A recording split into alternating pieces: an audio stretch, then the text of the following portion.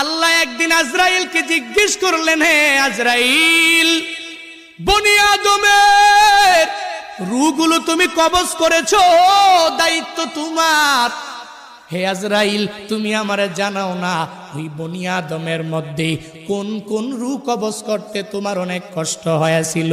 আজরাইল জানায়া দেয়, হে ও দয়ার মালিক, বনি আদমের মধ্যে দুইটা রূহ কবজ করতে আমার অনেক কষ্ট হয়েছে। কোন দুইটা রূহ? বলে এক নম্বরে এক আল্লাহর বান্দি মহিলা, বিশাল এক সমুদ্রের মধ্যে জাহাজটা প্লাবনের মধ্যে পড়িয়া যখনই ডুবিয়া যাবে, ওই হালাতে সবাই ডুবিয়া গেল। এক প্রেগনেন্ট মহিলা, গর্ভবতী মহিলা কাঠের মধ্যে বসা, একটু পরেই এই মহিলা একটা বাচ্চা প্রসব করবে। তোমার কুদরতের কারিশমা, ওই কাঠের উপরে আল্লাহর বান্দির একটু পরে প্রসব হয়ে গেল।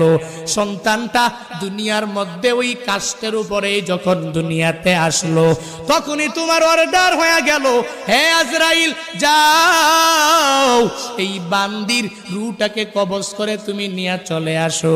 আমি যখন ওই কাঠের উপরে ঝুলন্ত ওই মহিলার রূহটাকে কবজ করার জন্য যখন আমি চলে গেলাম, আমার মনের মধ্যে অনেক কষ্ট ওই সময়ে লেগেছিল।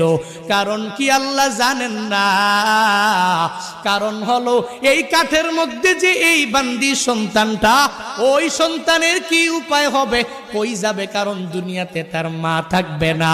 মা ছাড়া সন্তানেরা যেই পরিমাণ পাগল পারা হয়ে যাবে। হে বান্দারা, ওই হসপিটালের বেডের মধ্যে গিয়া দেখবেন, ওই জায়গার মধ্যে কত মায়েরা ডেলিভারির সময় দুনিয়া থেকে বিদায় নিয়ে চলে গেল। সন্তানেরা কত কষ্ট করে লালিত পালিত হয়ে গেল।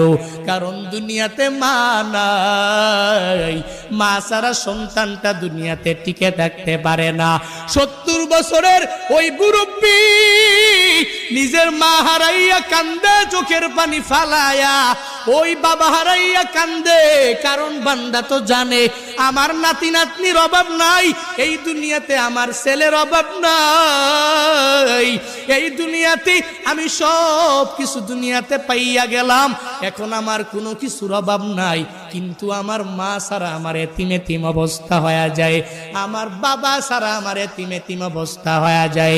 সন্তানটা বড় হয়ে গেল, এরপরেও মা ছাড়া চলতে পারে না। মা যার নাই, মনে হয় ঘরের মধ্যে কোনো একটা নাই। যার বাবা নাই, ওই বান্দা পূর্ণাঙ্গ ভাবে বলতে পারে মনে হয় ঘরের মধ্যে টাকা আছে, সন্তানেরা আছে, বউ আছে, স্ত্রী আছে, পুত্রবধূ আছে, বাবা নাই, মানে ঘরের মধ্যে কোনো একটা মানিক নাই। ওই যে মহিলাটা বাচ্চা প্রসব করলো, আজরাইল বলে, আল্লাহ, ওই মহিলার রূহটাকে কবজ করে আমি যখনই নিয়ে আসব, তখন মনে আমার অনেক কষ্ট লেগেছিল। কেন জানেননি? কারণ এই সন্তানের উপায় কি হবে এই চিন্তা ভাবনা করিয়া। কারণ আপনার আদেশ আমার মানাই লাগবে, কারণ আল্লাহর আদেশের উপরে অন্য কোনো কিছু করা যাবে না। আপনার আদেশ মানা লাগবে, নির্ধারিত টাইমের মধ্যে রূহ আমার কবজ করা লাগবে। কারণ আমি আপনার কমান্ড অনুযায়ী যেই সুন্দরভাবে চলাফেরা করি।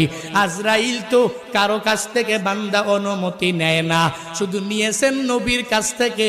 আল্লাহ আজরাইলকে নবীর কাছে পাঠিয়েছিলেন, হে আজরাইল, যাও নবীর কাছে তুমি দৌড়ায় যাও, ওই নবীর রূহটাকে কবজ করার জন্য। নবী যদি অনুমতি দেয়, তাহলে অনুমতি দিলে রূহটাকে কবজ করবা। নবী যদি অনুমতি না দেয়, রূহটা কবজ করা তোমার পক্ষে সম্ভব হবে না। ওই নবী কেমন নবী পেয়েছো?